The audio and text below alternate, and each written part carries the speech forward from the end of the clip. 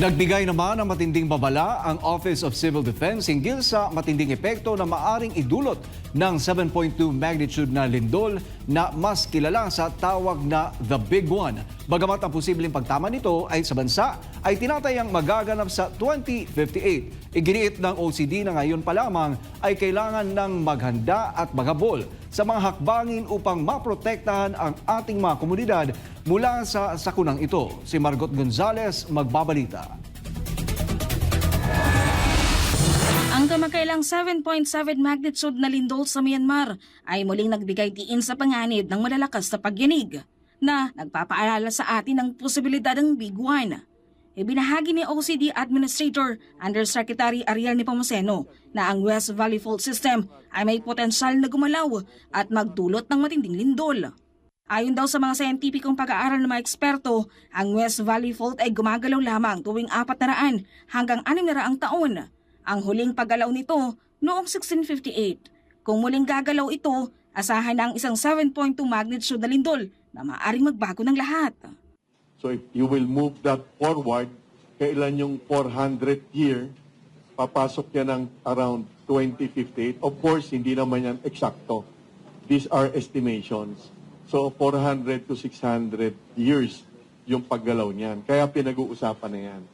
Sakaling maganap ang Big One, tinatayang mahigit 50,000 katao ang maaring mawalan daw ng buhay at higit sa 100,000 naman ang maaring ma-injure batay yan sa mga pag-aaral. Asahan na rin daw ang libo-libong gusali at bahay na magko-collapse. Around 162,000 individuals will be seriously injured. Kandidato rin yan na mamatay. And then simultaneous fires, mga sunog mangyayari, structures might collapse.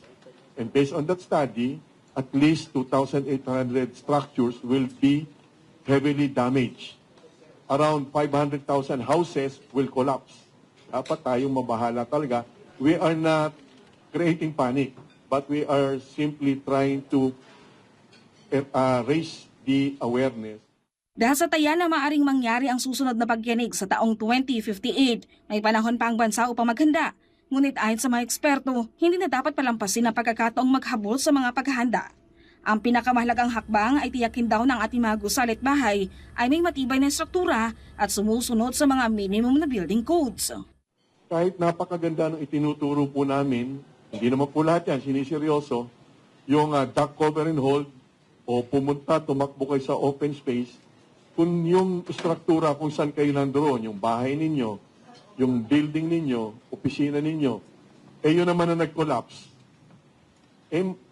naka-duct cover and hold kayo mamamatay. Sa kabilang banda, hinihikayat naman ng private sector ang publiko na huwag tangkilikin ang mga substandard na construction materials. Dapat daw tiyakin na ang mga produktong bibilhin ay may aprobadong logo mula sa Department of Trade and Industry o DTI.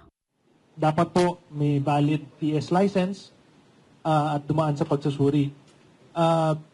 Ang nakikita lang po naming difference is when we go out into the market, we don't assume po na lahat po ay sumusunod, no? Or lahat kayang gawin yung tama.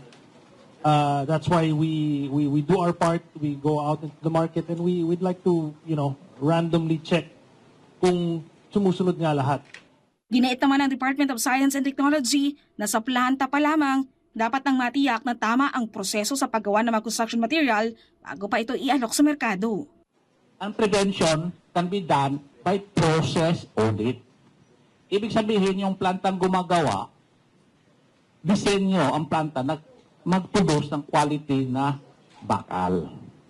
Kung ang design ng planta hindi design para makaproduce ng quality, wala mangyayari dyan. Kasi inconsistent ang lalabas sa process. Para sa Diyos at Pilipinas kong mahal, Margaret Gonzalez, SMN9 News.